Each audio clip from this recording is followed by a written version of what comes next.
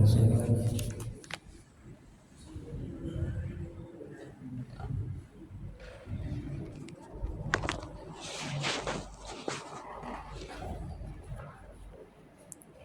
Pak Haji.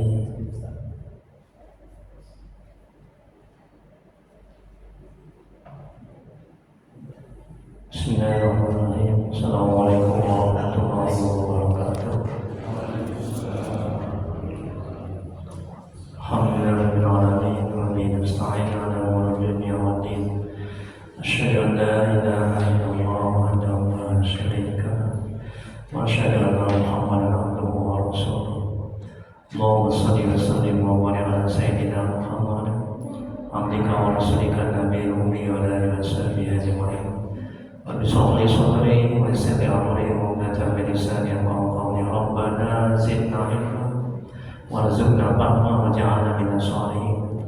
Ya Allah ya Rabb yang Maha Pengasih lagi Maha Penyayang, ampuni ya Allah dosa kedua orang tua kami, ampuni ya Allah dosa kami ya Allah, ampuni ya Allah dosa kaum muslimin dan muslimat ya Allah. Ya Allah, mudahkan kami mencari ilmu, mudahkan kami mempelajari ilmu, mudahkan kami ya Allah memahami ilmu dan mengamalkannya ya Allah. Ya Allah, berkahi majelis ini, berkahi rumah kami ya Allah. Amin ya rabbal alamin. Mari kita mulai kajian tasawuf, tauhid, manajemen qalbu, manajemen hati, dan membacakan kitab. Ada perubahan yang kita hadirkan Nabi Muhammad SAW dan sahabat-sahabatnya, kemudian kepada tabi'in, tabi'in, untuk guru-guru kita, orang tua kita, untuk Syekh Imam Ibnu Athaillah As-Sakandari, dan tokoh muslimin dan muslimat pada umumnya. Al-Fatihah. A'udzu billahi minasy syaithanir rajim. Bismillahirrahmanirrahim. Alhamdulillahi rabbil alamin. Ar-Rahmanir Rahim. Maliki yaumiddin. Iyyaka na'budu wa iyyaka nasta'in. Ihdinas siratal mustaqim. Siratal ladzina an'amta 'alaihim ghairil maghdubi 'alaihim waladdallin. Amin. Ilahi anta maqsudi wa ridhaka maghdubi ya Allah. Engkau yang kami tuju, ridhomu yang kami cari. Amin ya rabbal alamin. Bapak Ibu jemaah pengajian mulia Allah Subhanahu wa taala. Amin ya rabbal alamin.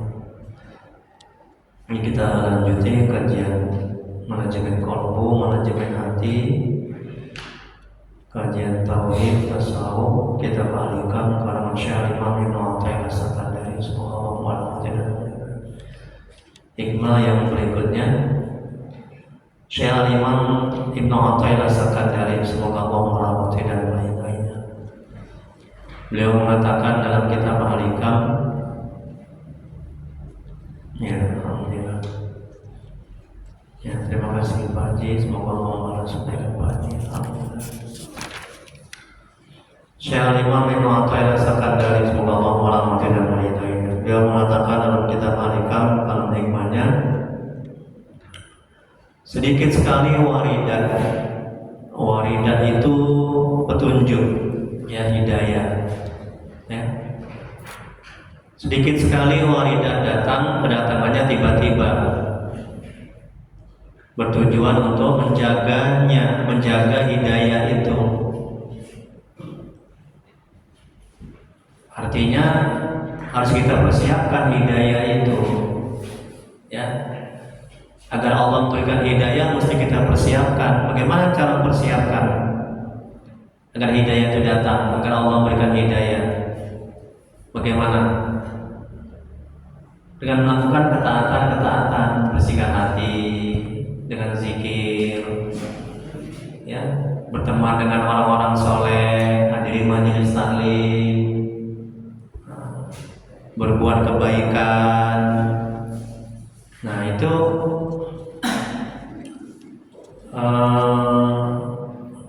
itu cara agar Allah memberikan hidayah. Jadi Jadi kata Imam, sedikit sekali walidat datang, kedatangannya tiba-tiba, bertujuan untuk menjaganya, sehingga tidak ada hamba yang mengharapkan kedatangannya dan mengadakan persiapan. Jadi kita ngaji, sholat, sedekah, berbuat baik, jangan tujuannya untuk mendapat hidayah. Kalau itu yang kita lakukan, berarti kita kan nggak ikhlas dalam beramal ketaatan. Ya, jadi berbuat baik aja, ya, ikuti majelis taklim, bergaul dengan orang-orang soleh, ikhlas karena Allah, mengharap ridha Allah. Ya, nanti Allah akan kasih hidayah, petunjuk. Sama kayak begini mengaji, ini kan cara untuk mendapat hidayah ini. Salah satu cara. Lihat penjelasannya. Walidat atau petunjuk maksudnya pemberian dan anugerah yang khusus dari Allah. Allah memberikan ke dalam hati orang-orang yang Dia kehendaki daripada hamba-hambanya. Maka sadarlah ia sudah lalainya. Jadi ketika Allah memberikan walidat, petunjuk, hidayah, dari yang nggak pernah zikir menjadi zikir, dari yang nggak pernah berbuat baik jadi berbuat baik, dari yang tadinya malas ke masjid menjadi ke masjid.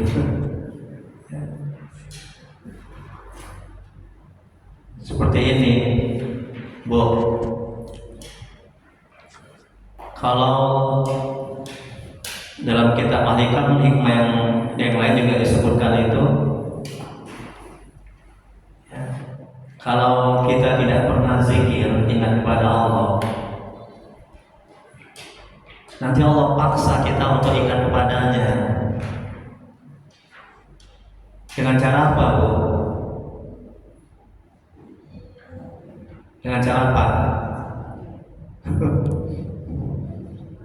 Diberikan kaki kita sakit, asam urat, kolesterol. Kan terlantar dalam lisan, Allah kakiku sakit, la ilaha illallah kakiku asam urat, masya Allah tabarakallah. Jadi jangan tunggu dikasih musibah baru kita mau menyebutkan, baru kita mau berzikir. Jadi beruntunglah yang kakinya sakit, yang badannya sakit, itu kalau dia anugerah, bukan azab, bukan malapetaka. Ya, Bu? Bu mau sakit atau sehat? Loh, tapi katanya sakit beruntung, anugerah karunia. Kalau sakit itu membuat kita itu taat dan dekat kepada Allah. Bu, kalau sehat membuat ibu banyak maksiat, ayo, ya kan? Jadi pilih mana, sakit atau sehat? Tuh, sehat lagi. Ya, artinya sehat kita melakukan ketaatan kepada Allah. Karena ketika nafsu ini tidak dibebani dengan ketaatan, dia akan liar, dia akan beringas, ya. Maka kita akan lalai dalam ketaatan. Coba ketika kita tidak, hati kita lapang, artinya kita tidak ada cobaan, senang, happy, bahagia. Kan banyak orang terjerumus kan, betul kan? Banyak orang yang lalai kan. Tapi giliran kita mendapat cobaan, musibah, ya sakit, ya nggak ada harta, pangkat, jabatan, kita sering ingat kepada Allah, sering kita dekat kepada Allah, rajin kita berdoa, rajin kita sedekah. Nah, jadi dalam kitab Al-Hikam juga disebutkan, kata Imam, maksiat yang membuat engkau dekat kepada Allah itu lebih baik daripada ketaatan yang membuat engkau jauh dari Allah. Ya, kan banyak orang taat dia sombong kan, ujub, bangga, merasa lebih, merasa hebat. itu nggak ada artinya. Kita lanjutin Bu, yang mana Bu? Ya tadi yang walidat petunjuk, maksudnya pemberian dan anugerah yang khusus dari Allah. Allah berikan ke dalam hati orang-orang yang Dia kehendaki daripada hamba-hambanya. Kan ketika seorang hamba itu diberikan walidat petunjuk, sadarlah ia sesudah lalainya. Yang tadi jarang berzikir jadi berzikir, yang tadinya jarang ke masjid jadi ke masjid, yang nggak pernah sholat menjadi sholat. Ketika seorang hamba itu diberikan walidat petunjuk, dan lembutlah hatinya sesudah kerasnya, dan berhadaplah ia kepada Allah sesudah membelakanginya. Dan agar merasa orang yang punya hati ini tahu bahwa itu walidat pemberian dari Allah, bukan dari sebab taat ibadah, maka datanglah walidat itu mendadak kepadanya. Nah, jadi petunjuk hidayah ini bukan karena ketaatan kita, bukan karena kebaikan kita, bukan karena kesanggupan kita. Ini semata-mata karunia Allah, anugerah. Kemudian berikutnya Allah berfirman dalam Al-Quran, maka siapa yang Allah kehendaki mendapat hidayah, dia akan melapangkan dadanya untuk menerima Islam. Siapa yang dia kehendaki menjadi sesat, dia akan menjadikan dadanya sempit lagi sesat, seakan-akan dia sedang mendaki ke langit. Begitulah Allah menimpakan siksa kepada orang-orang yang tidak beriman. Quran Surah Al-An'am ayat 125. Ayat berikutnya Allah firman dalam Al-Quran, maka apakah orang-orang yang dibukakan Allah hatinya untuk menerima agama Islam, lalu ia mendapat cahaya dari Tuhannya, sama dengan orang-orang yang membantu hatinya, maka celakalah kecelakaan yang besarlah bagi mereka yang telah membantu hatinya untuk mengingat Allah. Mereka itu adalah kesesatan yang nyata. Quran Surah Al-Zumar ayat 22. Ayat berikutnya Quran Surah Al-Qasas ayat 56. Apa kata Allah? Sesungguhnya kamu tidak akan dapat memberi petunjuk kepada yang kamu kasih. Tengok nih Bu, ini manajemen hatinya agar kita tidak stres, sengsara menderita. Tengok Al-Qasas ayat berapa Bu? Ayat 56. Jawab nih manajemen hatinya agar kita tidak stres, sengsara menderita ketika anak kita belum taat, suami kita belum taat, istri kita belum taat, ya. Kemudian kita nasihati, orang belum mau ikut. Ini apa kata Allah? Sesungguhnya kamu tidak akan dapat memberi petunjuk, sekalipun juga Nabi Muhammad, paman Nabi Muhammad belum beriman, betul? Ayah Nabi Ibrahim belum beriman, istri Nabi Lut juga begitu, istri anak Nabi Nuh, ya kan, belum beriman. Jadi kita tidak akan, sesungguhnya kamu tidak akan dapat memberi petunjuk kepada orang yang kamu kasih. Nah, jadi ketika anak kita belum taat, ya, tugas kita bukan memberikan hidayah. Tugas kita hanya mendidik, menasihati. Nah, hidayah itu hak Allah, ya. Jadi sadarkan dalam hati seperti itu, agar kita tidak stres, sengsara menderita, ya. Udah jalankan aja perintah kita sebagai orang tua, mendidiknya, menasihati, mengajarkan. Dan serahkan semuanya kepada Allah. Yang penting kita sudah mendapat pahala menjalankan perintah Allah sebagai orang tua. Nah, tengok ini kan, semuanya kamu tidak akan dapat memberi petunjuk kepada orang yang kamu kasihi, tetapi Allah memberi petunjuk kepada orang yang Dia kehendakinya, dan Allah telah mengetahui orang-orang yang mau menerima petunjuk. Al-Qasas ayat 56. Kemudian berikutnya, terkadang walidat itu diberikan Allah secara sempurna, sehingga 100% hamba itu berbalik menghadap Allah.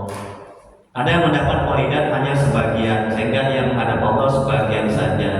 Ada yang mendapat walidat itu sedikit, sehingga ia menghadap Allah sedikit. Nah, contoh Syekh Fudayl bin Iyad, semoga Allah merahmati dan meridhoinya. Dahulunya seorang perampok, dia jahat ini. Ya, ini ulama besar ini ya. Syekh Fudayl bin Iyad dahulunya seorang perampok. orang jahat, ya preman, tatkala ia ingin mendatangi kekasihnya yang sudah lama ia rindukan, ia mendengar ada seorang sedang membaca Al-Quran. Tengok itu. Jadi gara-gara mendengarkan Al-Quran, ya seorang perampok ini ya, sadar dia, ya, dikasih Allah hidayah. Apa kata Allah dalam Al-Quran? Ini yang dibacakan seorang itu, belumkah datang waktunya bagi orang-orang yang beriman untuk tunduk hati mereka mengingat Allah, untuk bertobat kembali kepada Allah dan kepada kebenaran yang telah turun kepada mereka. Dan janganlah mereka seperti orang-orang yang sebelumnya telah diturunkan Alkitab kepadanya. Kemudian berlalulah masa yang panjang atas mereka. Lalu hati mereka menjadi keras dan kebanyakan di antara mereka adalah orang-orang yang fasik. Quran Surah Hadid ayat 16. Jadi ketika mendengar ayat ini, Fudal bin Iyad langsung bertobat. Tengok halaman 2, Bu. Ya. Ketika dia mengunjungi kekasihnya, dia mendengarkan ayat tadi, Al-Hadid ayat 16. Nah, tengok halaman 2, tengok, Bu. Ketika mendengar ayat ini, Fudal bin Iyad, semoga Allah merahmati dan meridhoinya, berkata, "Ya Allah, sekaranglah waktunya," katanya. Ya, sekaranglah waktunya. Kemudian dia tidak jadi mendatangi kekasihnya, pacarnya, dan pulang serta taubat kepada Allah. Kemudian dia datang ke Mekah belajar ilmu sehingga ia menjadi orang yang alim, ulama besar, ya, zuhud dan takwa. Ini salah satu contoh seorang hamba yang didatangi waridat dari Allah. Contoh seorang hamba pelaku maksiat yang diberikan hidayah, petunjuk, berbalik total 180 derajat.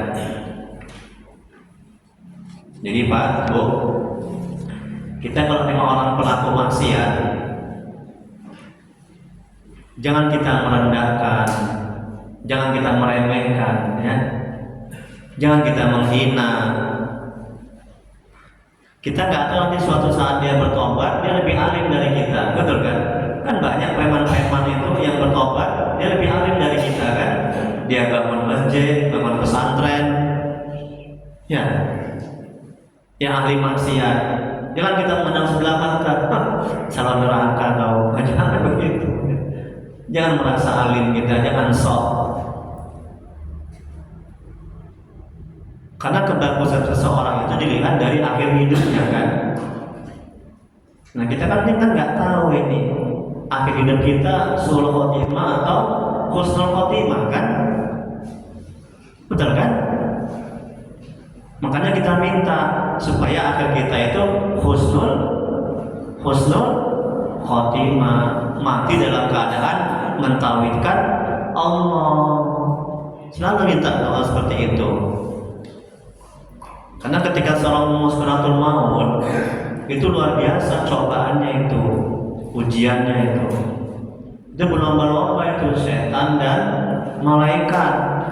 Setan ini membisikkan supaya dia tidak mentauhidkan Allah, nauzubillah. Makanya dari sekarang perbanyak ketaatan, perbanyak zikir. Agar apa? Agar ketika nanti kita mau meninggal dunia, ya, mati kita dalam keadaan husnul, jangan su'ul. Ya Bu, Bu,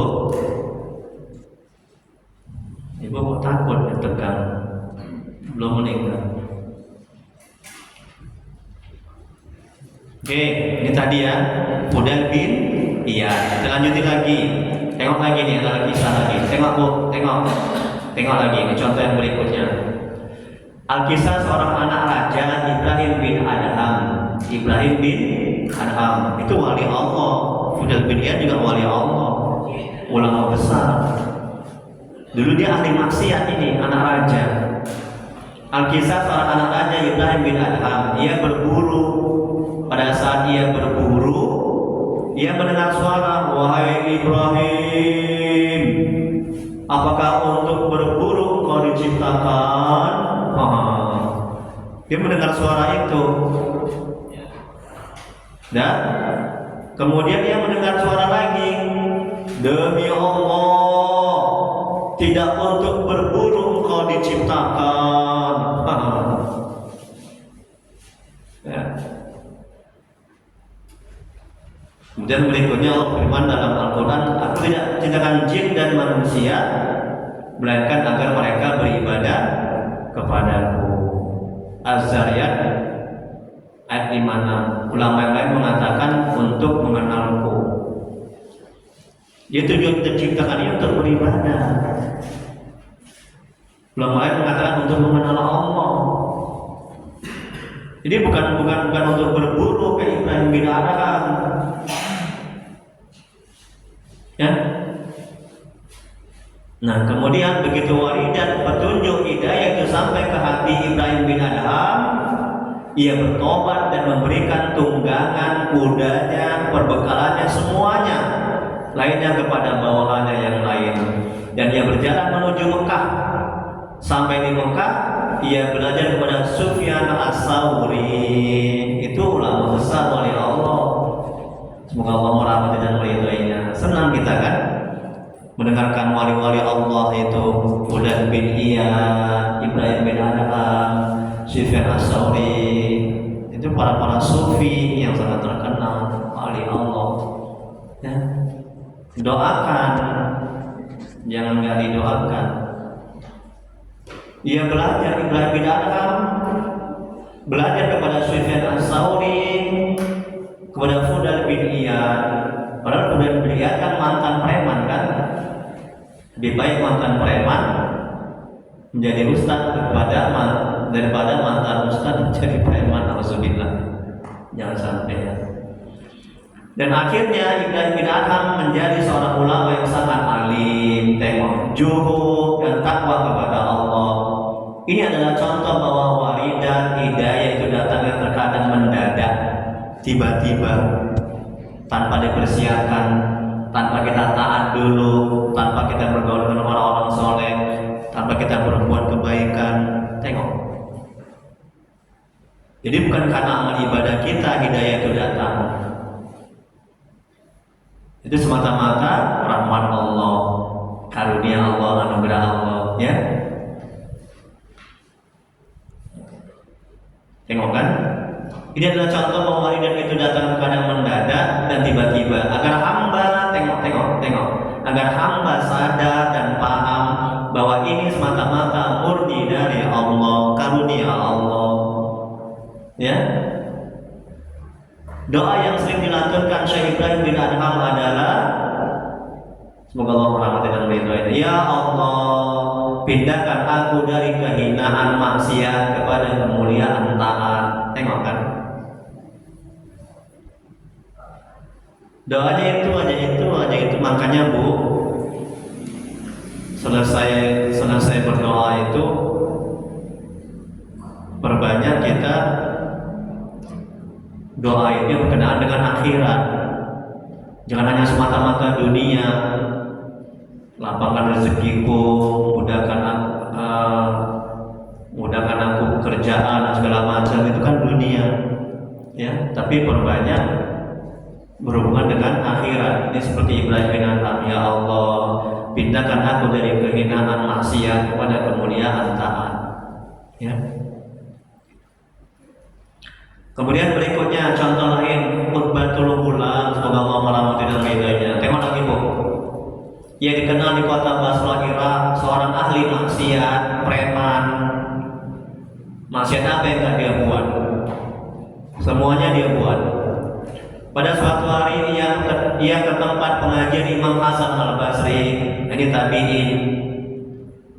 Semoga Allah merahmati dan meridhoinya.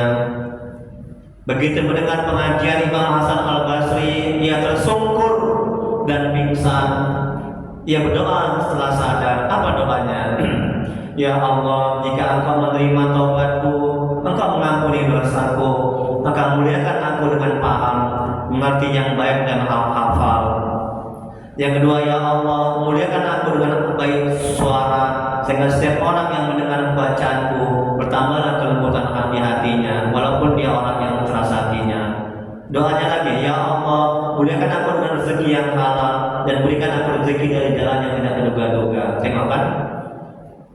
pertama dia minta yang berhubungan dengan akhirat kan.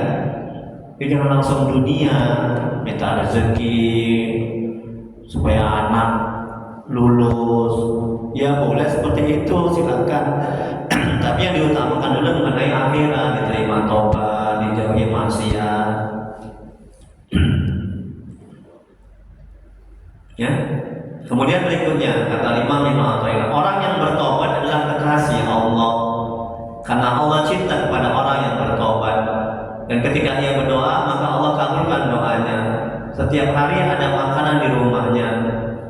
Tidak diketahui siapa yang mengantarkan makanan itu. Dia akan kita dicintai oleh Allah Subhanahu Wa Taala. Tengok Nabi kan bertobat istighfar. Dalam riwayat Rasulullah SAW bersabda 75 kali kan. Dalam riwayat lain 100 kali, itu Nabi. Ya. Nah kita istighfar berapa kali satu hari? Ya. Dia akan kita dicintai Allah, perbanyak istighfar, taubat.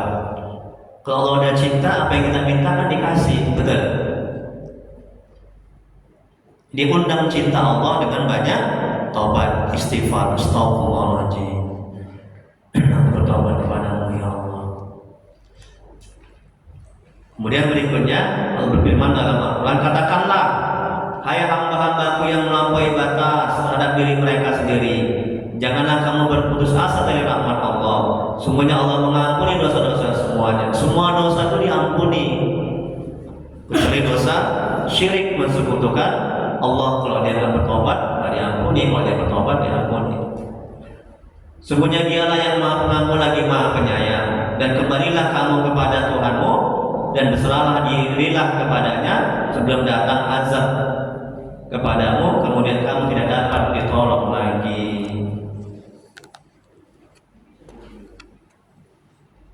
Ini perintah Allah supaya bertobat, Bu.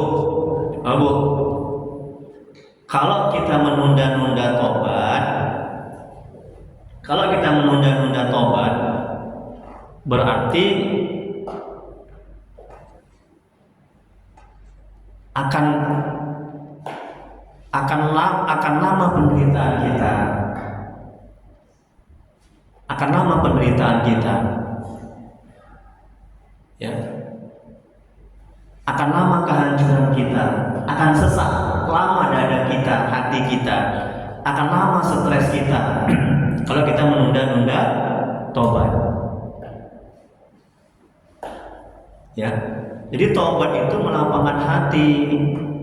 Dada yang sesak menjadi lapang. Tobat itu menyehatkan. Ya. Orang yang menunda-nunda tobat, dia akan stres, sengsara, menderita. Enggak tenang hatinya itu. Sampai kapan? Sampai mati. Kalau dia enggak bertobat kepada Allah. Jadi Allah mendatangkan ketenangan itu, ketentraman itu, kebahagiaan itu ke dalam hati orang yang bersih, hati orang yang bertobat, hati orang yang mengenal Allah.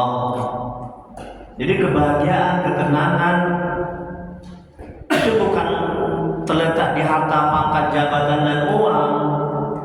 Jangan dikira orang yang banyak hartanya itu, rumahnya mewah itu, kalau dia nggak ibadah, nggak salat, mereka tenang. Demi Allah mereka nggak tenang itu. Ya. Jadi jangan silau dengan harta, pangkat, jabatan. Jadi Allah meletakkan ketenangan, kebahagiaan, ya, itu di hati orang yang bersih, di hati orang yang zikir, ingat kepada Allah. Kan dalam Al-Quran disebutkan dengan berzikir hatimu menjadi tenang kan, tentram kan. Allah nggak bilang dengan harta, pangkat, jabatan kan. Hatimu menjadi tenang kan, tapi dengan ingat kepada Allah. Ingat kepada Allah ini kan luas, bisa dengan sholat, ya, dengan salawat, zikir, dengan berbuat kebaikan, dengan ada majelis taklim, itu tenang hati kita. Nah, ini kan ingat kepada Allah ini, ya.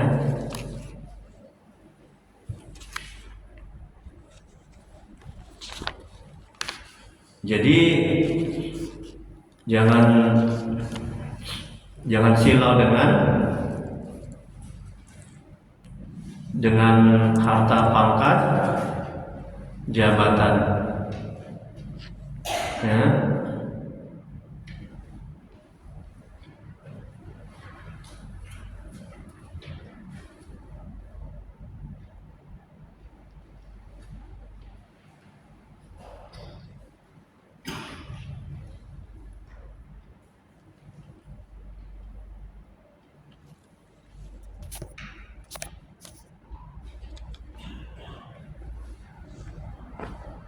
Oke, kita lanjuti. Rasulullah SAW bersabda,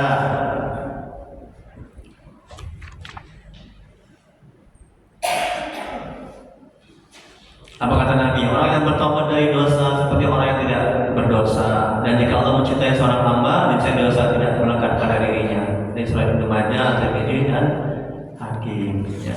Yang terakhir, halaman 3. Perbuatan maksiat ibarat api, sementara kegelapan ibarat asapnya. Laksana orang yang menyalakan perapian di rumah selama 70 tahun, bukankah rumah tersebut akan menjadi gelap dan hitam?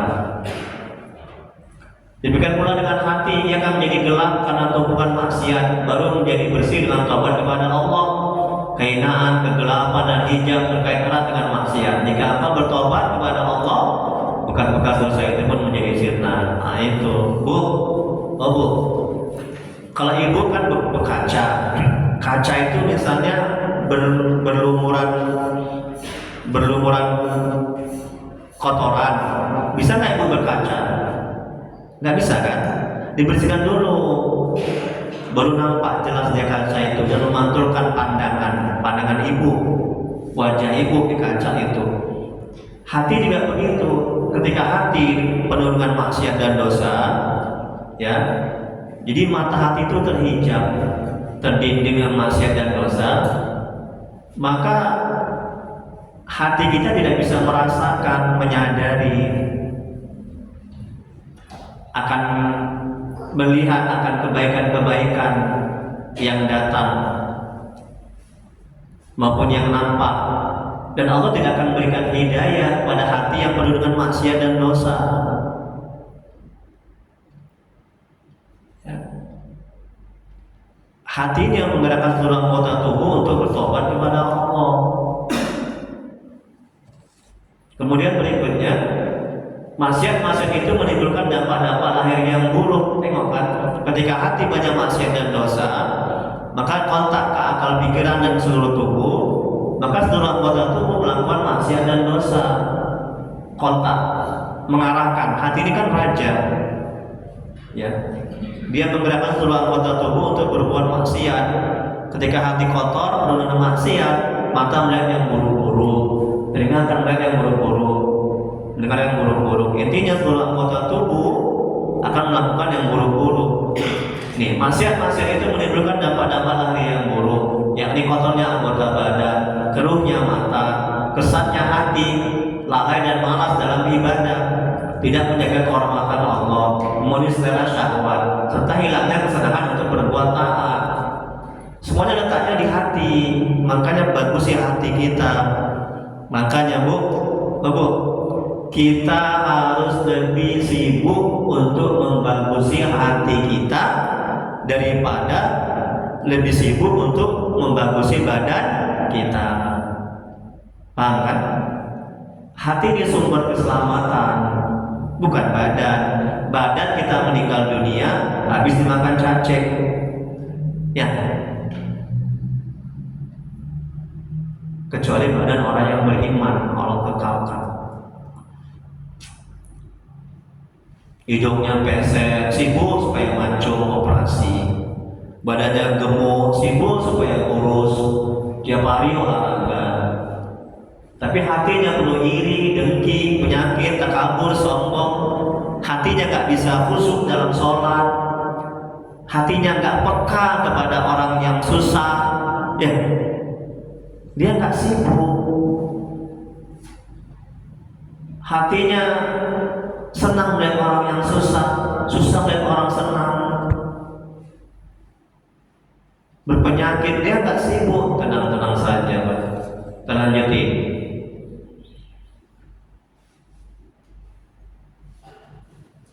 Dampak-dampak batiniah yang buruk, dampak-dampak hati yang buruk dari perbuatan maksiat adalah tertutupnya hati, kerasnya watak nafsu, senangnya jiwa menuruti syahwat, tidak nikmatnya ketaatan, redupnya cahaya hati, berkuasanya hawa nafsu, tetap munculnya keraguan-keraguan kealpaan terhadap tempat kembali, kelalaian untuk menghisap diri, dan kerasnya siksa di hari nanti. Itulah hati itu tadi. Udah nggak sadar dia, nggak ingat dia ada akhirat, ada neraka, ada surga. Saat engkau melakukan maksiat, imanmu ibarat matahari yang sedang terkena gerhana, atau seperti lampu penerang yang engkau tutupi dengan kain penutup berwarna hitam. Dengan begitu, walaupun sinarnya ada, tapi tidak nampak karena terhalang oleh penutup tadi. Demikian pula dengan kondisi imanmu, ia ada di dalam hati, tetapi tertutup maksiat dan dosa. Jadi iman itu letaknya di hati, Bu. Letaknya di hati. Ketika hati ini ketutup dengan maksiat dan dosa, maka lemahlah iman kita. Ketika iman kita lemah, susah kita untuk berbuat taat. Paham kan? Ya kan? Jadi tapi kalau ketika hati ini bersih, iman itu menguat.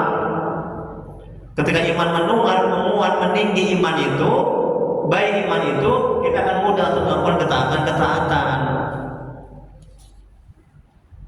Kalau Allah berfirman dalam Al-Quran, tidak, janganlah berbuat demikian, hati mereka telah kotor karena perbuatan yang mereka lakukan. Quran Surah Al-Mutaffifin ayat 14. Berikutnya dari Abu Hurairah, Rasulullah SAW bersabda, seorang hamba apabila melakukan suatu kesalahan, tengok hadis Nabi ini. Seorang hamba, ini kata Nabi, seorang hamba apabila dia melakukan kesalahan, maka dititikkan dalam hatinya sebuah titik hitam. Apabila ia meninggalkannya dengan bertobat, minta ampun, hatinya dibersihkan. Apabila ia kembali berbuat maksiat, maka ditambahkan titik hitam tersebut hingga menutupi hatinya. Itulah yang diistilahkan ar-ra'an, yang Allah sebutkan dalam firman-Nya. Sekali-kali tidak demikian, sebenarnya apa yang sedang mereka usahakan itu menutupi hati mereka. Bu, lihat kemari, Bu. Lihat kemari. Ini jari saya kan nih, tengok tangan saya ke atas. Ya, ini ibarat hati ketika buat maksiat ketutup satu, buat maksiat dosa ketutup satu, udah. Ya, buat lagi ketutup. Kalau udah ketutup hati ini dengan maksiat dan dosa, maka hidayah Allah waridat tidak akan bisa masuk, petunjuk. Susah kita untuk taat kepada Allah. Susah hati ini untuk menggerakkan seluruh anggota tubuh untuk taat kepada Allah. Kalau udah menikmati ini ketutup ini, ya keras hatinya, nggak mau dia dinasihati, membangkang, keras kepala, ya sok, egois, sombong. Ini kalau udah ketutup. Macam mana caranya, Bu? Lihat kemari, Bu. Jangan lihat lontongnya, Bu. Ya, macam mana caranya? Tengok tangan saya. Bertobat, istighfar, astagfirullahaladzim, ya Allah, berdosa, terbuka satu. Tobat lagi, istighfar, mohon ampun, terbuka. Tobat, terbuka, tobat bersih. Nih, masuklah waridat hidayah petunjuk tadi. Udah bersih, maka hati ini akan bisa dengan mudah menggerakkan seluruh anggota tubuh untuk taat kepada Allah. Maka hati ini akan peka ketika ada orang yang susah, dia bantu.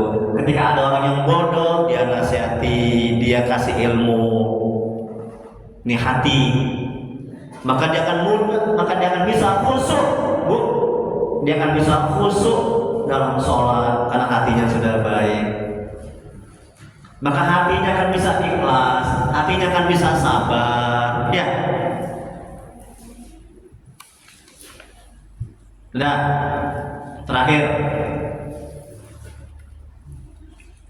Terakhir, Bu. Seorang bertanya kepada seorang sufi wanita besar, Rabi'atul Adawiyah. Ini kawan-kawan ibu nih, Bu. Ibu kenal nggak, Bu? So kenal ibu. Enggak, maksudnya sesama wanita, ya, hebat. Ya, ini juga idola saya nih, Rabi'atul Adawiyah ini ya. Luar biasa nih cintanya kepada Allah, ya. Ya, Bu ya. Semoga kita bisa seperti dia, Ibu ya. Amin ya rabbal alamin. Semoga kita bisa seperti Rabi'atul Adawiyah, lebih cinta kepada Allah ketimbang yang lainnya. Mesti gitulah, ibu ya. Ibu gitu bu, jangan lebih cinta kepada suami ketimbang kepada Allah, ya. Tidak boleh. Nah, ini apa katanya? Seorang sufi wanita besar Rabi'atul Adawiyah, semoga Allah tidak meridainya. Aku telah sering berbuat, seorang bertanya, aku telah sering berbuat dosa dan semakin tidak taat. Tetapi apabila aku bertobat, akankah Allah mengampuniku? Rabi'atul Adawiyah menjawab, tidak. Tengok tuh, tidak katanya. Kalau tobat tidak diampuni, tidak katanya. Tetapi apabila Allah mengampunimu, maka engkau akan bertobat. Tahu maksudnya bu? Tahu? Enggak tahu.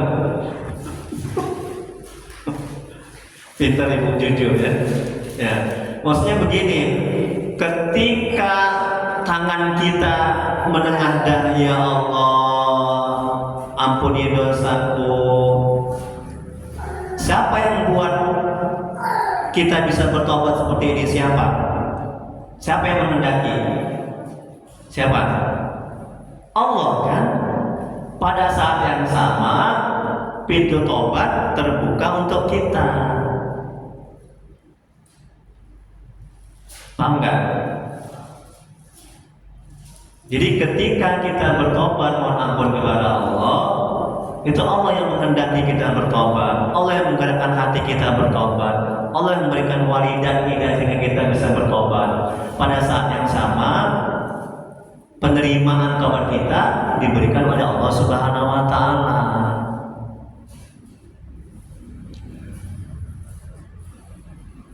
Tapi kalau kita nggak pernah bertobat, mohon ampun, Allah juga tidak akan memberikan penerimaan tobat kita.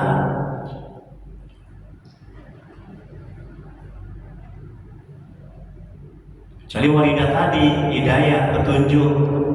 Kadang-kadang tiba-tiba dia datang tanpa disangka-sangka, tanpa diminta kan? Tanpa diduga, seperti Ibrahim bin Adham, Sufyan bin Fudan bin Iyad.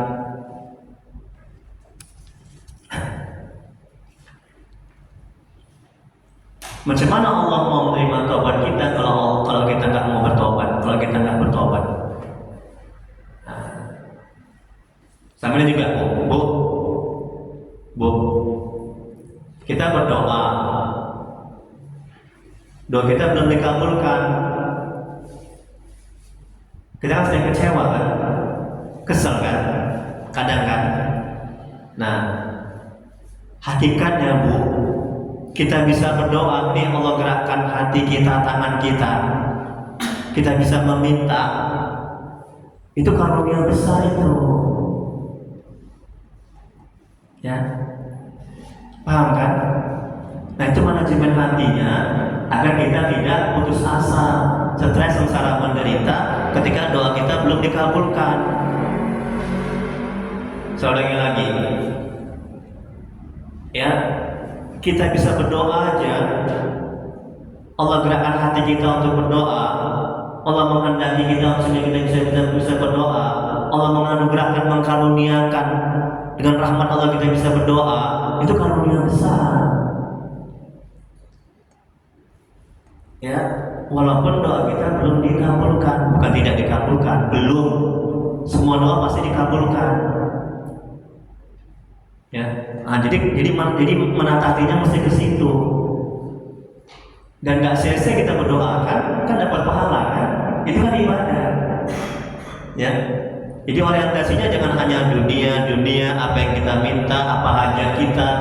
Jangan semata-mata itu orientasinya kita berdoa. Ketika kata Al-Imam Abu Hasan As-Sadzili, semoga Allah merahmati dan meridhoinya, apa kata beliau dalam kitab Al-Hikam? Jangan jadikan tujuan engkau berdoa untuk terwujudnya apa yang kau inginkan.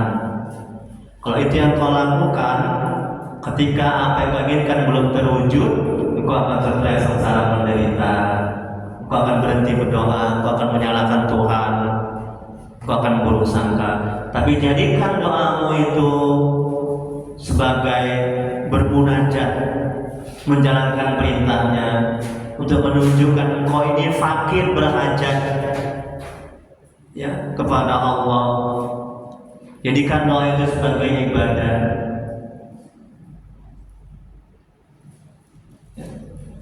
Terakhir, Imam Nawawi subhanallah merahmati dan meridhoinya. Ada dosa kepada Allah, syarat tobatnya 3. Hentikan maksiat yang kita perbuat, menyesali dosa yang telah kita perbuat, bertekad tidak mengulangi lagi selama-lamanya. Itu syaratnya. Ada dosa kepada sama manusia, syarat tobatnya 3 di atas. Ditambah lagi, jika kita pernah mengopat, kita wajib minta maaf. Jika ada hartanya yang kita ambil, maka kita wajib mengembalikannya.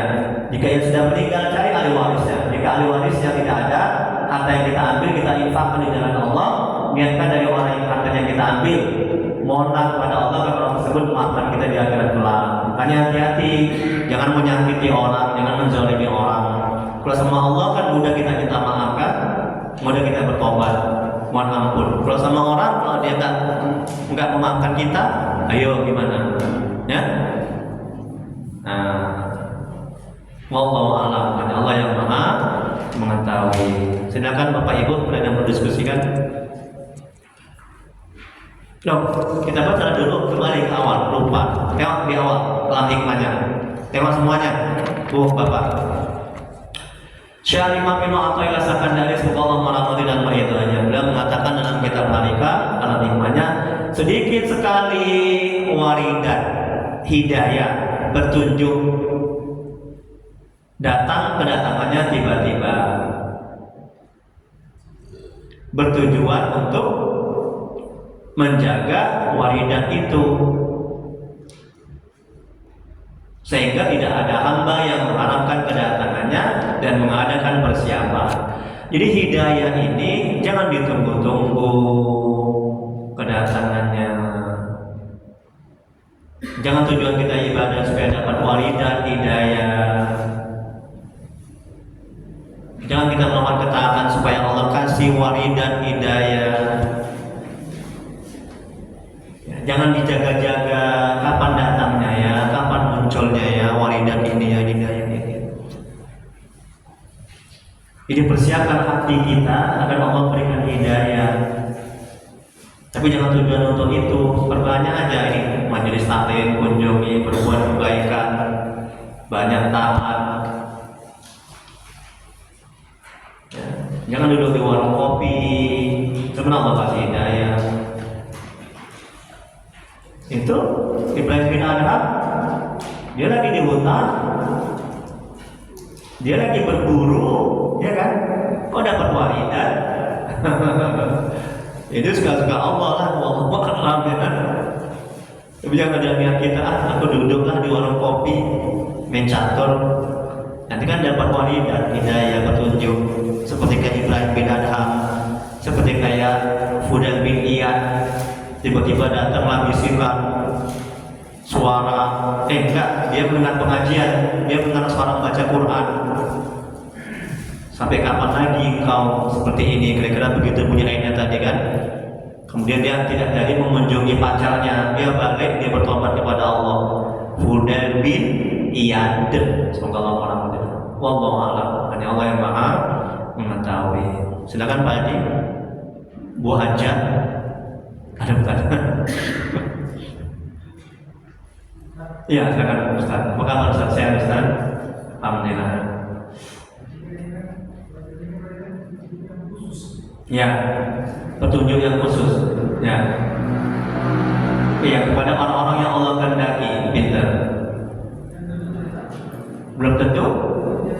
Iya, belum tentu dia taat, pintar. Kayak Ibrahim bin Adham kan awalnya kan ahli maksiat, kemudian premanan.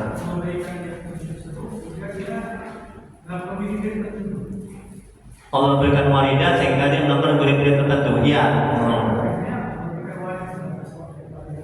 Iya, iya. Iya.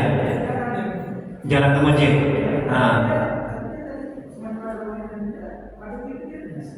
Iya. Iya.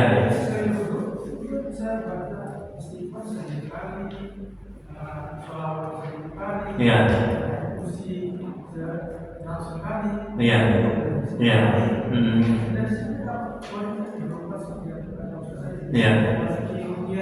iya, iya, Iya, iya, iya, iya, iya, iya, iya, iya,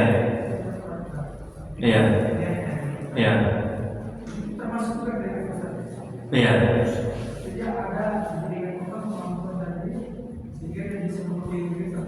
iya, iya, iya. Terima kasih Ustaz. Semoga Allah sampaikan Ustaz. Iya, iya.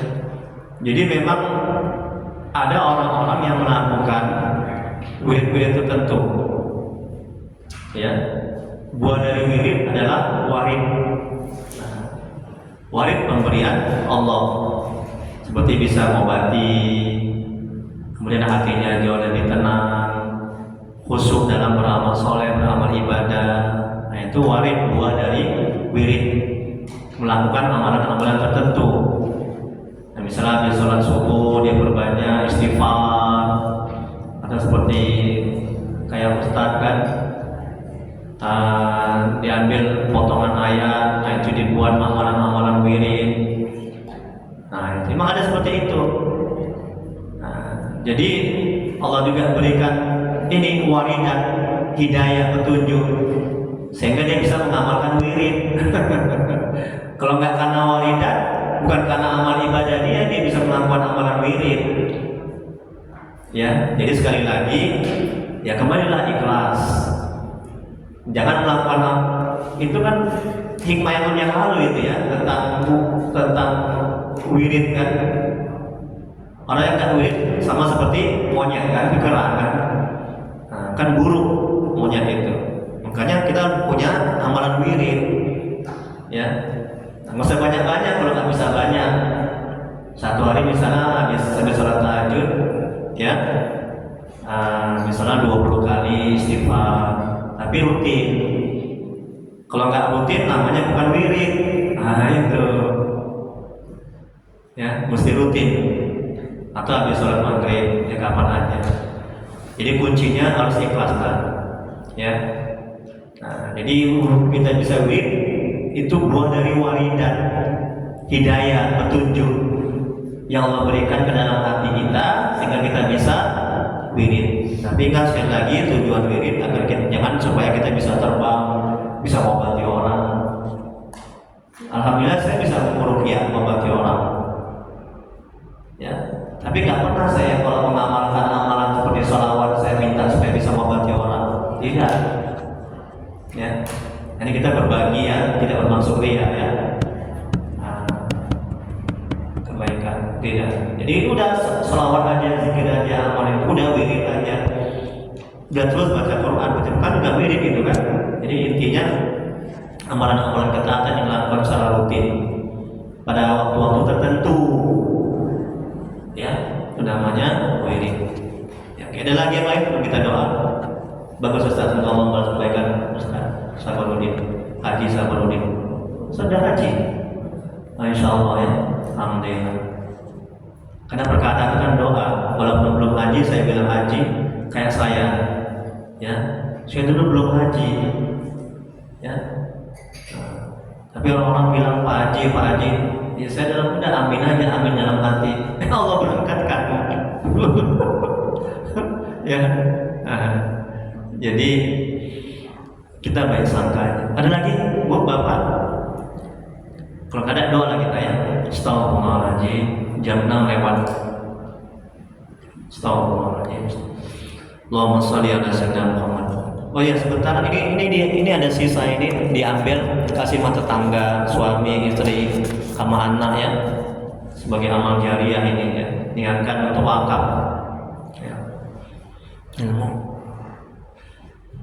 Bismillahirrahmanirrahim. Alhamdulillahirabbil alamin. Hamdan yu'affi ni'amahu wa yukafi mazidah. Ya Rabbana lakal hamdu kama yanbaghi li jalali wajhika wa 'azimi sultanik. Allahumma shalli ala sayyidina Muhammad wa ala ali sayyidina Muhammad. Bismillahirrahmanirrahim. Bertawasul kepadamu ya Allah. Wasilah keberkahan kemuliaan Nabi Muhammad SAW kepada sahabat-sahabat. La ilaha illa subhanaka inna kunna minaz zalimin. Ampuni ya Allah dosa kedua orang tua kami. Ampuni ya Allah dosa kedua-dua kami telah mendahului kami. Jauhkan mereka dari siksa kubur. Jadikan kuburan mereka taman-taman surga. Tempatkan mereka di surgamu sebaik-baik surga ya Allah. Ya Allah tolong ya Allah dengan rahmat-Mu ya Allah. Ampuni dosa dan maksiat kami ya Allah. Ampuni sebesar apapun masa lalu kami. Terima taubat kami. Kasihanilah kami ya Allah. Ya Allah, ampuni dosa kaum muslimin dan muslimat. Allah ya Allah. Ya Allah ya Rahman ya Rahim. Jadikan keluarga kami keluarga yang sakinah mawaddah warahmah. Jadikan anak-anak kami yang soleh dan solehah. Jauhkan kami dari musibah dan bala bencana ya Allah. Ya Allah tolong ya Allah dengan rahmat-Mu ya Allah. Tuntun hati kami agar bisa istiqomah dalam taat kepada-Mu. Agar bisa selalu mengingat-Mu. Agar bisa selalu berselawat kepada Rasul ya Allah. Ya Allah, bila di antara kami jemaah ini ada yang sakit, mohonlah ya Allah, angkat penyakitnya ya Allah. Bila ada yang mendapat kesulitan hidup, tolonglah ya Allah. Beri kemudahan ya Allah. Beri jalan keluar ya Allah. Beri kesabaran ya Allah. Ya Allah, murahkan rezeki kami dan berkati. Mudahkan urusan kami dan berkati.